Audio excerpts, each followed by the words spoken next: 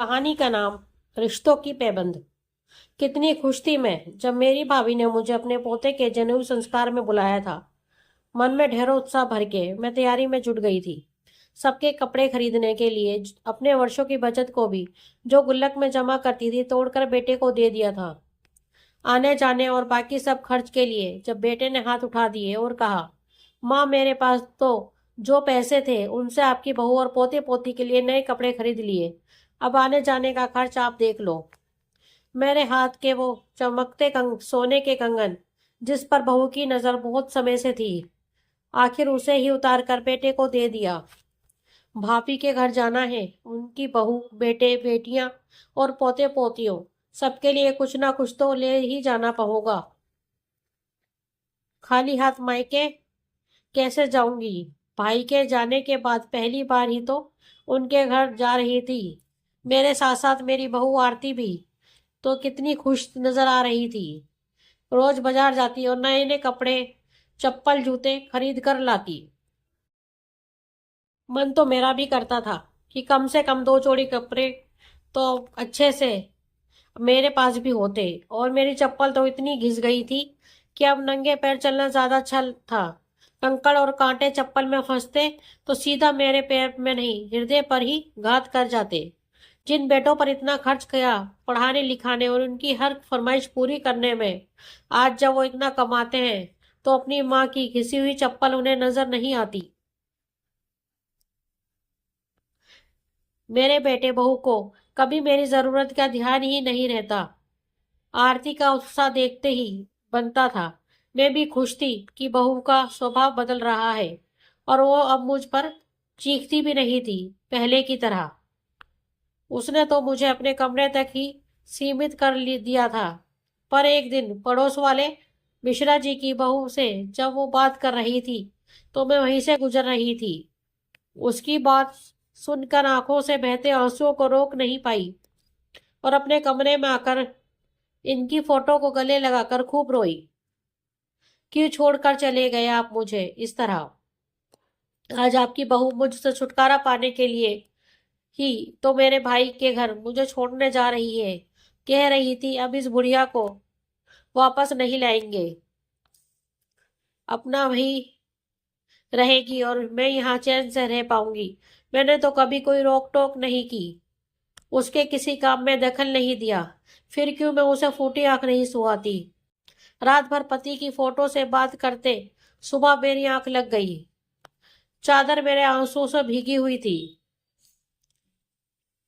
सुबह जब नींद खुली तो मैंने फैसला कर लिया था, अपने बहू बेटे से अपमानित होने से अच्छा है अपने भाई के घर ही चली जाऊं। भाई नहीं है अब तो भाभी और मेरे भतीजे भतीजी और उनके बच्चे सब तो हैं। अपनी बाकी की जिंदगी अब वहीं रहूंगी। 2 दिन बाद मैं अपने बेटे बहू के साथ अपनी भाभी के घर आ गई। बड़ा सा आलीशान घर रंग बिरंगे बिजली के बल्ब से चमक रहा था। अगले दिन ही जनेऊ था मेरे मंझले भतीजे के बेटे का।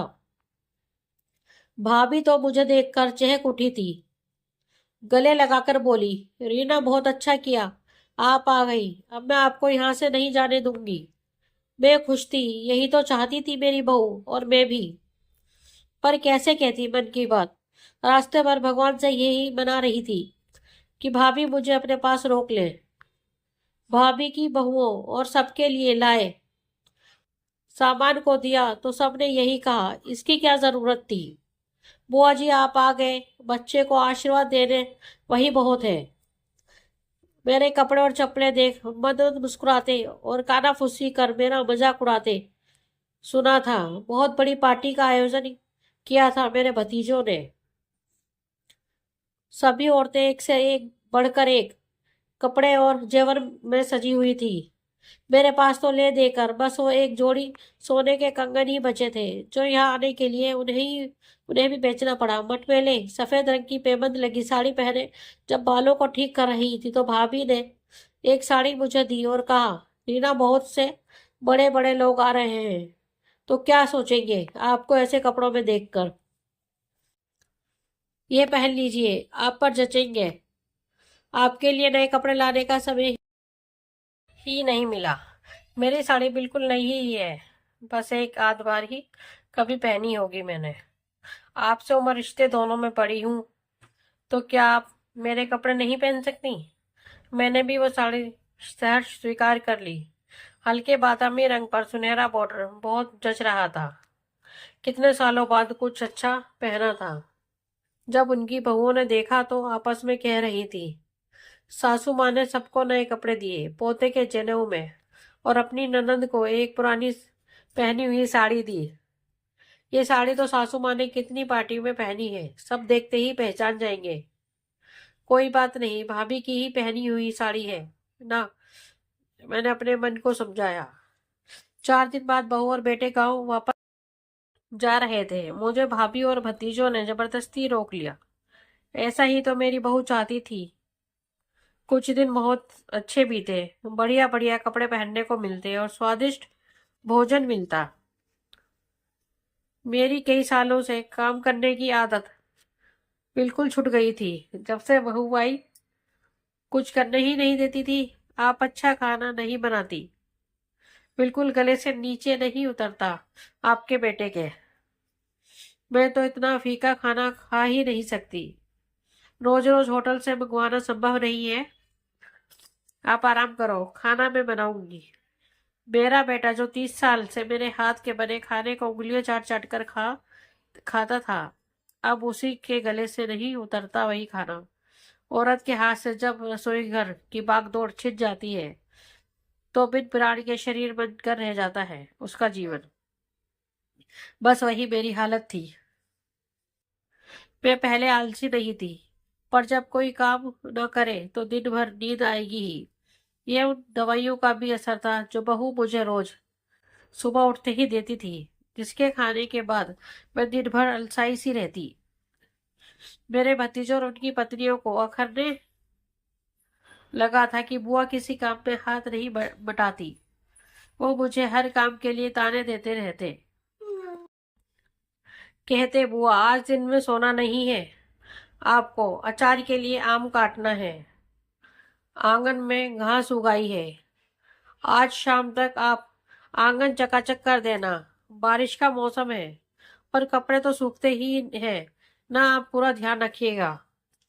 धीरे धीरे मुझे हर समय खुद का अपमान होते दिख रहा था। इससे अच्छा तो अपने घर में बेटे बहू किससे अपमानित होती थी वही ठीक था। भाभी भी हरदम मेरी खुराक पर ताने कसती। इस उम्र में इतना कैसे खा लेती है रीना। एक दिन जब मैंने देखा भाभी की बड़ी बहू ने सबकी थालियों की झूठा बचा हुआ खाना एक थाली में रखा और मुझे वही खाने को दिया। वो 6 महीने जिल्लत भरी जिंदगी से परेशान हो उठी थी। तब घर की बहुत याद आती। मैंने छोटे बेटे को फोन करके बुला लिया और वापस अपने घर आ गई। मायके का एक कड़वा शब्द भी जहर समान है।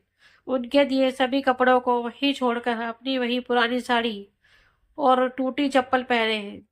जब निकलने लगी तो भाभी ने समझाया, बेकार जा रही हो, यही तो कितना बढ़िया से रह रही हो, बस खाना और सोना ही तो है तुम्हारा जीवन। अच्छा जा रही हो तो ये कपड़े क्यों छोड़े जा रही हो, और फिर वही अपनी पैबंद वाली पुरानी साड़ी पहननी। कैसे उन्हें समझाती, साड़ी के फट्टे पर पैबंद लगाकर पहना जा सकता है, पर रिश्तों पर लगी पैबंद संभालना बहुत मुश्किल है। इससे अच्छा अपने बहू बेटों के साथ ही रहना है। जब घर में अपमान मिलता है तो बाहर वालों को भी मौका मिल जाता है। खुद को बदलना होगा। मेरा घर मेरा ही है, बहू के आने से पहले भी और बहू और उसके आने के बाद भी। दोस्तों, आपको हमारी कहानी रिश्तों का पैबंद कैसी लगी, प्लीज कमेंट में हमें जरूर बताएं। अगर कहानी आपको अच्छी लगी हो तो अपने दोस्तों के साथ शेयर करें और हमारे चैनल को लाइक एंड सब्सक्राइब करना ना भूलें। धन्यवाद।